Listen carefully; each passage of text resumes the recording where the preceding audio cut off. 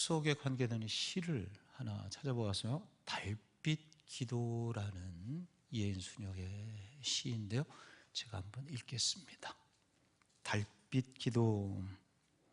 아마 이 보름달, 추석의 보름달을 바라보면서 이렇게 쓴 시예요. 너도 나도 집을 향한 그리움으로 둥근 달이 되는 한가위. 우리가 서로를 바라보는 눈길이 달빛처럼 순하고 부드럽기를. 우리의 삶이 욕심의 어둠을 걷어내 좀 더 환해지기를. 모난 미움과 편견을 버리고 좀 더 둥그러지기를. 예. 두 손 모아 기도하려니 하늘보다 내 마음에 고운 달이 먼저 뜹니다. 한가위 달을 마음에 걸어두고 당신도 내내 행복하세요. 둥글게. 이런 시입니다. 예, 맞죠? 나라적으로도 남과 북의 동산 위로 둥근 보름달이 떠오는 느낌입니다. 우리 마음도 이 시처럼 모나고 뾰족한 곳은 버려버리고 둥글둥글 따스한 청과 사랑만이 오갈 수 있으면 좋겠습니다. 풍성한 열매를 주신 하나님께 감사하고 또 고향을 찾아서 부모 형제를 돌아보는 명절, 무엇보다 우리 영원한 본향이 있죠. 천국을 바라보며 저 천성을 향해서 하루하루 한 걸음씩 달려가는 믿음의 귀한 성도가 되시기를 다시 한번 주의 이름으로 축원합니다. 그런 의미에서 지난주일부터 보고 있는 이 말씀, 부자와 거지 나사로의 비유는 의미가 있고 은혜가 됩니다. 두막으로 된 이야기죠. 지난 시간의 말씀 한번 잠깐 돌아보면 이 생에서 부자는 매일 잔치를 열고 거지 나사로는 그 집 앞에서 빌어먹고 살았습니다. 그런데 그들이 죽자 상상할 수 없는 반전이 일어납니다. 나사로는 천국으로 가고 부자는 음부 지옥에 떨어집니다. 지옥불에 떨어진 부자는 얼마나 고통스러운지 천국의 아브라함을 향해서 그 고통을 호소합니다. 물 한번 찍어 내 혀를 적시게 해주십시오. 반면에 나사로는 그 영혼이 천사들에게 받들려서 아브라함의 품, 즉 천국으로 들어간 것입니다. 먼저 이 말씀은 비유이라, 비유는 실제 사건이 아니므로 그 뜻하는 바를 주목해야 한다고 했습니다. 당시에 부자이면서도 사랑의 삶을 바르게 살지 아니하는 바리새인들을 콕 집어서 책망하시는 말씀이었죠. 또 넓게는 당시에 가난한 자들에게 희망을 주시는 말씀이었습니다. 이 땅에서 아무런 부귀영화를 누리지 못한 사람이라도 이 땅에 가난한 것이 죄라 생각하며 천국에 못 간다 당시에 질책하는 자들에게 이 땅에서 부귀영화를 누리지 못한 사람이라도 저 하늘에 들어갈 수 있다는 희망의 말씀을 전하시는 것이다. 그리고 2000년을 건너서 오늘 우리에게 주시는 의미가 있으니 오늘 이 말씀이 그때 당시에 바리새인들, 가난한 자들에게 뿐만이 아니라 2000년을 거슬러 내려와서 오늘 우리에게 주시는 의미가 있으니 첫째는 인생은 누구에게나 죽음이 있다는 것이었습니다. 주께서 부르시면 누구든지 아무리 바쁜 사람이라도 하던 일을 멈추고 아무리 건강한 사람이라 할지라도 부자이든 빈손으로 가야 하는 것이 인생입니다. 다윗의 고백처럼 나와 사망 사이는 한 걸음뿐이라. 그렇게 나의 죽음이 저기 가까이에 있음을 매일 묵상하고 그것을 준비하며 살아가는 자, 지혜로운 사람이다.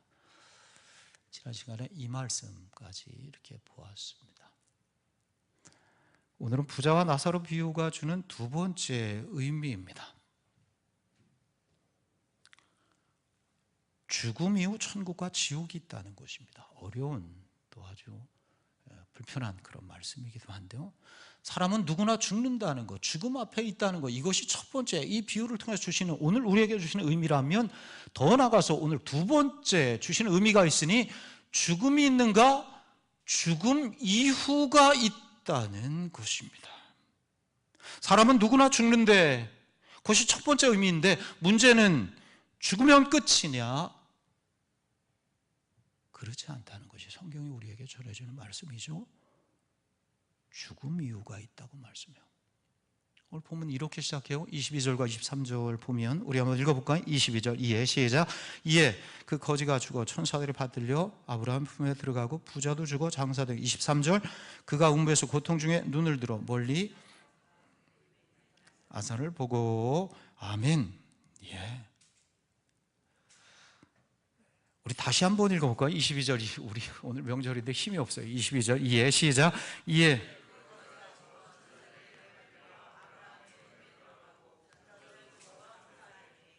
그가 음부에서 고통 중에 눈을 들어 멀리 아브라함 그의 품에 있는 나사를 보고. 아멘. 나사는 죽어 아브라함의 품에, 부자는 죽어 음부에 갔습니다. 죽는 것이 정한 이치지만은 그것이 끝이 아니라 그 후에 심판이 있음을 말씀합니다. 히브리서 9장 27절이죠. 한 번 죽는 것은 사람에게 정해진 것이요 그 후에 천국과 지옥 심판이 있으리라 하는 것입니다. 오늘 연극을 하는 공연장인데요, 코미디입니다. 희극 코미디, 아주 재미난 연극을 하는데요, 불이 났습니다. 불이 났어요. 불이야. 호들갑을 떨면 압수라장이 될까봐 배우 한 명이 다급하게 무대로 나왔습니다. 여러분, 이 극장에 지금 불이 났습니다. 불이 났습니다. 비상구적으로 속히 나가 주십시오. 그랬더니 관객들이 말이죠, 웃으면서 재밌다고 박수를 칩니다. 왜냐하면 그 배우가 아주 유명한 코미디언 개그맨이었기 때문입니다. 아니 여러분, 정말 불이 나서 빨리 나가세요. 그렇지 않으면 죽습니다. 큰일 나면. 이건 개그가 아니에요. 다급하게 이야기하는데도 박수를 치며 웃었다는 것이, 여전히 웃기는 말로만 들었습니다. 어떻게 되었을까요? 많은 사람이 불에 타 죽었다, 물론 꾸며낸 이야기입니다. 그러나 오늘날 하나님의 말씀을 경히 여기는 성도들을 빗댈 수 있는 이야기가 아닌가. 특별히 천국과 지옥, 죽음 이후에 대한 말씀은 우리가 너무 농담처럼 경히 듣습니다. 목사님, 그건 상징적인 말씀이죠. 21세기 이 과거 시대 무슨 천국과 지옥이에요? 순진하게. 그래서 천국과 지옥은 개그 소재로 전락했습니다. 요즘 천국문이 문 앞에 줄이 길다면서요. 한국 사람 때문이래요. 성형을 하도 많이 해가지고 원판하고 하도 달라가지고 이걸 대조하느라고 하도 줄이 빨리빨리 천국에 못 들여보내서 줄이 하도 길다. 요즘 지옥은 수리 중이라요. 이것도 한국 사람 때문인데, 찜질방 불가마에 하도 단련해가지고 지옥에 가도 뜨겁지 않다나 그래가지고 지옥 온도를 올리려고 수리 중에 있다나 어쨌다나 그렇다고 합니다. 뜻밖에도 많은 성도들이 이 죽음 이후에 대해 이야기하면 불편합니다. 하루하루 목사님 사는 것도 힘든데 무슨 죽음이에요? 일리가 있기도 하며 사는 게 중요하죠. 죽음과 죽음 이후에 대해서. 그래, 공자도 내가 태어나는 것도 모르는데 어찌 죽음을 알겠느냐. 그 제자 자루가 물었다나요. 죽음에 대해서 말씀해, 죽음 이후에 대해서 말씀해 주세요, 스승님. 그랬더니 내가 사는 것도 모르는데, 태어난 것도 모르는데 무슨 죽음에 대해서 알겠느냐. 목회자도 사실은 마찬가지죠. 따지고 보면 설교하는 목회자라 할지라도 죽음과 죽음 이후에 대한 실제 경험은 전무한 것입니다. 그래서 죽음 체험 프로그램이 있어요. 교회들 가운데 하는, 저도 언젠가 이런 프로그램을 한번 하고 싶은데요. 총 한 5시간이 소요되는 과정인데요. 실제로 자신의 죽음, 살아있지만 우리가 죽음을 경험하고 연습하는 것입니다. 죽기 전에 모여서 유서를 씁니다. 실제 죽음이 이제 바로 몇 시간 후에 있습니다. 묘지명을 이렇게 정합니다. 말기암 환자가 되어서 병실에 누워 있습니다. 그래 죽지요. 실제로 죽는 건 아니지만, 그래 의사로부터 사망 선고를 받습니다. 몇 날, 몇 월, 며칠, 몇 시에 누구누구는 죽었습니다. 실제로 의사가 뭐 사망 선고를 죽은 사람에게 하는 것처럼 그 말을 살아서 병실과 같은 이 세팅 앞에서 그 말을 듣자, 아 내가 죽었구나. 수의를 입고 꽁꽁 묶입니다. 입관을 하는 것이죠.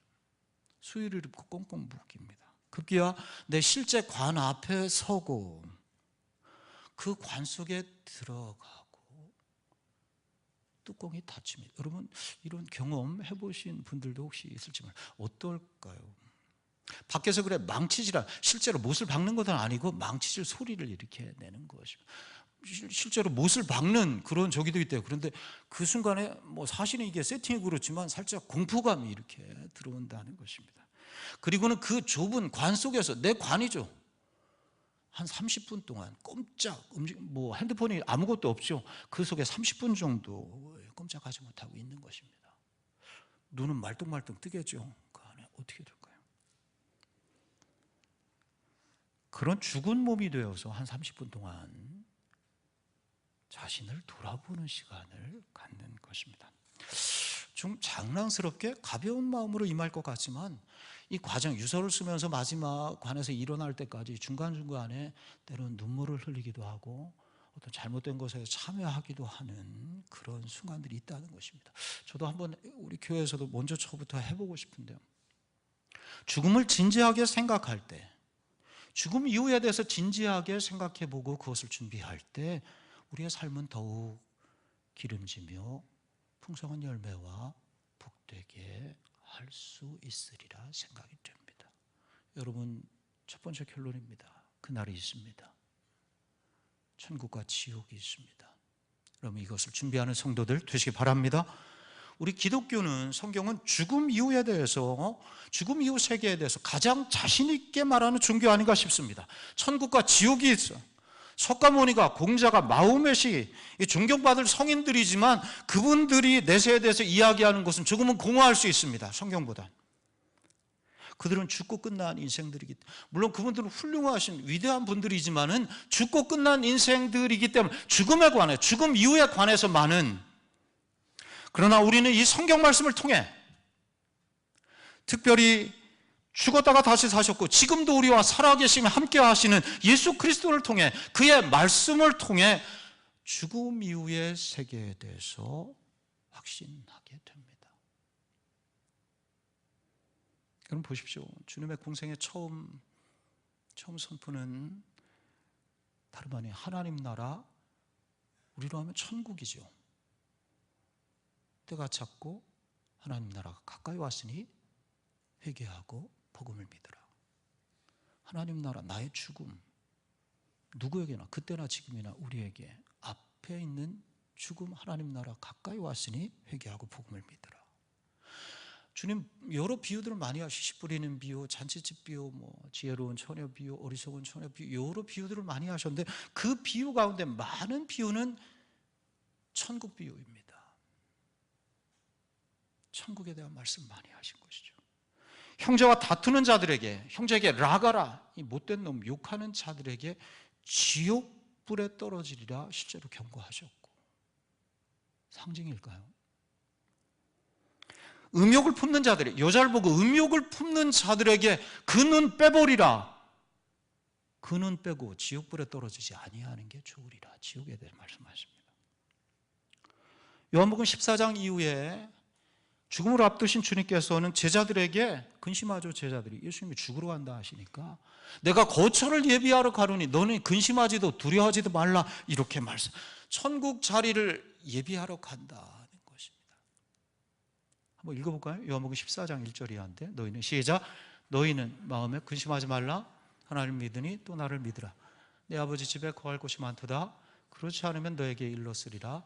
내가 너희를 위하여 거처를 예비하러 가노니 가서 너희를 위하여 거처를 예비하면 내가 다시 와서 너희를 내게로 영접하여 나 있는 곳에 너희도 있게 하리라. 내가 어디로 가는지 그 길을 너희가 아느니라. 말씀하셨죠. 그런데 도마가 어디로 가는지 모르겠습니다 할 때 주께서 내가 길이요 진리요 생명이니 나로 말미암아 아버지께로, 나를 통해서 천국에 갈, 아버지께로 갈 수, 이렇게 그때 말씀하신 것입니다. 마지막 골고다 십자가에서도 오른편 강도에게 뭐라고 말씀하세요? 내가 오늘 나와 함께 어디에 있으리라? 낙원에 있으리라. 낙원과 새하늘새 땅이 똑같은 곳은 아니리라, 이렇게 또 생각이 되기도 하지만, 주께서 사도 요한을 통해서 환상 중에 보여주신 계시록 말씀에는 사람의 말로 언어로 표현할 수 없는 천국의 아름다운 모습이 무저갱 지옥에 대해서도 분명하게 말씀합니다. 환상의 말씀이지만 그만큼 주님은 공생의 처음부터 마지막까지, 계시록의 마지막 말씀까지에 이르기까지 천국과 지옥에 대해서 많이 말씀하고 관심을 가지셨습니다. 어떤 초신자가 목사님께 물었대요. 목사님, 정말 천국과 지옥이 있습니까? 우리의 질문이기도 하죠. 그래서 목사님이 대답해, 물론이죠. 그것은 분명히 존재하는 것이라고 성경이 우리에게 전해주고 있습니다. 그러자 그 초신자 성도가 정말 눈을 부라리며 목사님께 말했다는 것입니다. 목사님, 그게 정말이라면, 우리가 천국과 지옥이, 죽어서 천국과 지옥이 있다는 것이 정말이라면, 목사님 설교의 대부분은, 오늘부터 목사님 설교는 천국과 지옥에 대한 설교만 해주십시오. 목사님, 인생에서 그것보다 다른 여러 가지 이 땅에 살면 중요한 것이 많이 있지만 인생에 있어서 정말 천국과 지옥을 준비해야 되는 그 말씀보다 더 다급하고 중요한 말씀이 무엇이 있겠습니까? 이렇게 얘기했다는 것이요. 여러분, 우리가 왜 예수 믿습니까? 어떤 분은 기독교 가치관을 통해서 인간답게 살기 위해서 믿는다, 이렇게 일리가 있죠. 맞죠? 기독교 가치관을 통해서 사람다운 세상을 만드는 것, 이렇게 대답할 수 있습니다. 또한 어떤 분은 몸과 마음을 수양해서 평안을 얻기 위해서 믿기도 할 것이죠. 우리 가운데 평안이 없는 게 이 땅의 가장 문제인데, 예수 그리스도의 믿음을 통해서 평안으로, 몸과 마음과 영혼의 평안을 얻기 위해서. 그러나 예수 믿는 가장 중요하고도 본질적인 이유 가운데 최상에 있는 것은 천국에 대한 것입니다. 교양을 위해서라면 요즘 백화점 문화 강좌가 나을 수 있습니다. 가치관을 위해서라면 대학 교실이 더 낫겠습니다. 수양을 위해서라면 요즘 영성 프로그램 많이 있습니다. 그러나 우리의 목표는 천국입니다.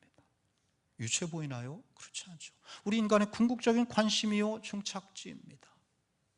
우리는 하나님 나라 천국을 위해 예수 믿습니다.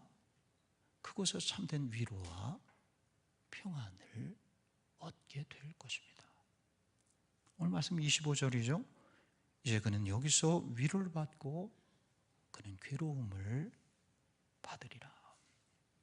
거지 나사로고 여기에서 이 땅에 살아가면서 수고와 무거운 죄 많이 지고 인생의 고난과 고통 가운데 살았는데 주께서 그 영혼을 받으시고 위로하시고 쉼을 얻게 하실 것이라.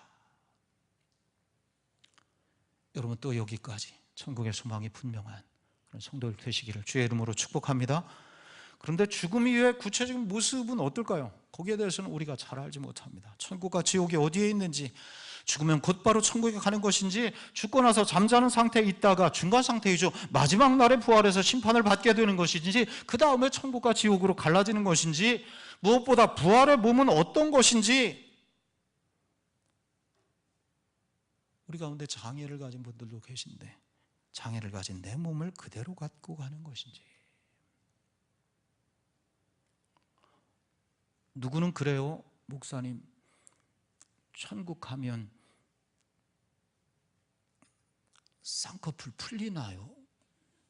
나 저 비싸게 주고 했는데 비싸게 주고 내 코 다시 납작하게 되는 건가요? 분명한 것은 그날에 우리가 다 변모해서 신령한 몸을 입는다는 것입니다. 그것은 미의 기준도 육체적인 감정이나 애증도 사라진 것입니다. 썩을 몸이 썩지 않을 몸을 입을 것이고, 약한 몸으로 심고 강한 몸으로 다시 살게 되리라. 그게 고린도전서 15장에서 구체적이지 않지만 전체적으로 부활의 몸에 대해서, 부활장이죠. 한번 읽어볼까요? 고린도 15장 42절이야. 시작. 죽은 자의 부활도 그와 같으니 썩을 것으로 심고 썩지 아니할 것으로 다시 살아나며, 욕된 것으로 심고 영광스러운 것으로 다시 살아나며, 약한 것으로 심고 강한 것으로 다시 살아나며, 육의 몸으로 심고 신령한 몸으로 다시 살아나려니 육의 몸이 있은즉 또 영의 몸도 있느니라.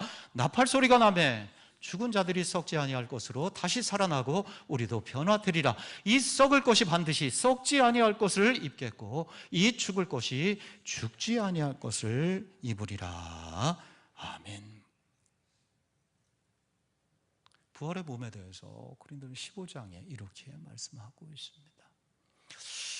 그래도 좀 모호하죠. 부활 이후, 죽음 이후 부활의 몸에 대해서 여러 비유들을 해요. 저는 이 비유가 가장 적절하고 바르다고 생각해요. 이야기를 들어보신 분들이 많을 것입니다. 물속입니다. 유충들이 있어요. 물속에서 헤엄치며 살아가던 유충들. 눈앞에 잘 보이겠어요? 눈 앞만 보던. 어느 날 유충 가운데 한 마리가 갈대를 기어 올라갑니다. 아버지 유충입니다. 자신의 몸에서 나온 실로 무덤을 만들고 그 안에 들어갑니다. 죽지요. 죽었습니다. 물속에 있던 자녀 유충들이 죽은 아버지를 위해 눈물을 흘리며 장례식을 치러 주었습니다. 그것으로 끝이죠. 이 땅에서 끝이라 생각했습니다. 하지만 얼마 후에 무언가 일어납니다. 갈대잎에 있던 꼬치에서 무언가가 꿈을 그립니다. 그리고는 무언가가 기어 나옵니다. 물속에 있던 자녀 유충들은 전혀 눈치를 채지 못합니다. 그런 일이 가능하다고 생각조차 하지 않았었습니다. 꼬치에서 빠져나온 그 물체는 크게 날개짓을 하더니 공중을 휘휘 날아다닙니다. 뭐가 된 거예요? 예, 나비가, 네, 맞습니다. 나비가 되었습니다. 애벌레 유충이 나비가 된 것입니다. 그 나비는 호수 위를 빙빙 선회하다가 연못 속에 놀고 있는 자녀 유충들을 내려다봅니다. 반가운 마음으로 호수에 내려앉아 발을 물속에 넣어 자녀 유충들을 툭툭 건드려 보기도 합니다. 그런데 자녀 유충들은 방금 뭔가 나를 건드린 것 같은데 도대체 무엇인지 알 길이 없습니다. 그래서 말합니다. 기적이 있나 봐. 뭐가 있나 봐.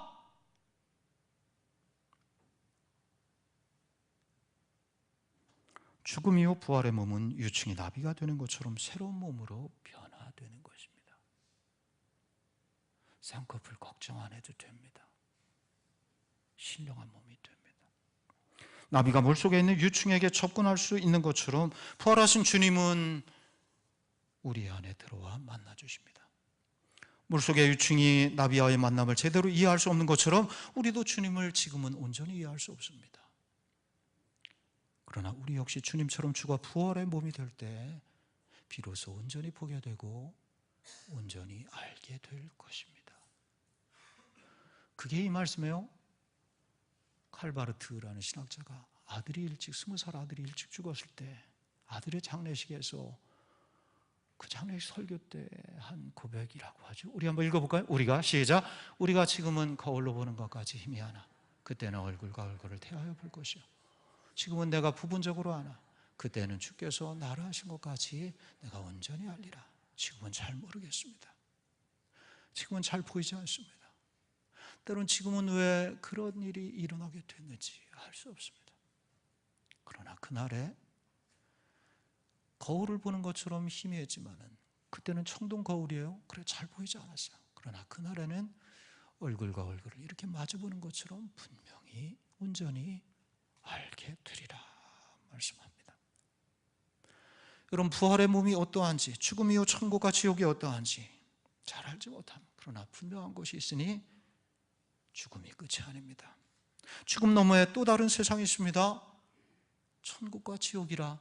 오늘 말씀 26절에 보면 엄연히 구분되는 것이죠. 너희와 우리 사이에 구렁텅이가 놓여 있어서 네가 이쪽으로 내가 그쪽으로 갈 수도 없는 곳이라. 그러나 성도의 죽음은 하나님께서 지으신 집, 곧 손으로 지으신 것이 아니요 하늘에 있는 영원한 집에 들어가는 것입니다. 그날의 모든 수고를 그치고 쉬러 가는 곳입니다. 우리 위해 준비되어 있는 의의 면류관을 받는 곳입니다. 어떻게 해요? 예수 그리스도를 믿음으로, 예수 그리스도를 통해서 그 하나님의 은혜로 구원받아 천국 백성이 되었기 때문입니다. 그러므로 성도는 죽음과 죽음 이후 때문에 절망하거나 두려워하지 말습니다. 죽은 자들의 영혼이 그곳에서 새로운 몸을 입고 부활할 것입니다. 우리 육체는 시들어 없어질 들의 꽃과 같지만은 영원히 시들지 아니하는 영광이 있으니 이는 구원받은 백성이 영원한 기업으로 받을 천국의 우리의 자리입니다. 지혜로운 성도는 그것을 소망하며 그날을 준비하며 삽니다. 거룩하게 삽니다. 의롭게 삽니다. 어린아이처럼 순전하고 착하게 삽니다. 지극히 작은 자가 곧 주님이라 말씀하심 따라 지극히 작은 자를 선대합니다. 잘했다 칭찬받도록 열매를 준비하며 삽니다. 무엇보다 천국에서 그 얼굴 보며 서로 불편하지 않도록 화목하게 살기 위해 힘쓰는 것입니다. 오늘 여기까지 봐요. 다음 시간에 나사로의 구원은 어떻게 받은 것인가, 이 비유의 핵심에 대해서 다음 주 세 번째 시간 보겠습니다. 오늘 말씀 정리해요. 너도 나도 고향을 찾는 추석 명절인데 내 영혼에 본향이 있습니다. 천국 소망이 분명한 순례자의 길이 되시기를 주의 이름으로 축원합니다. 기도하겠습니다.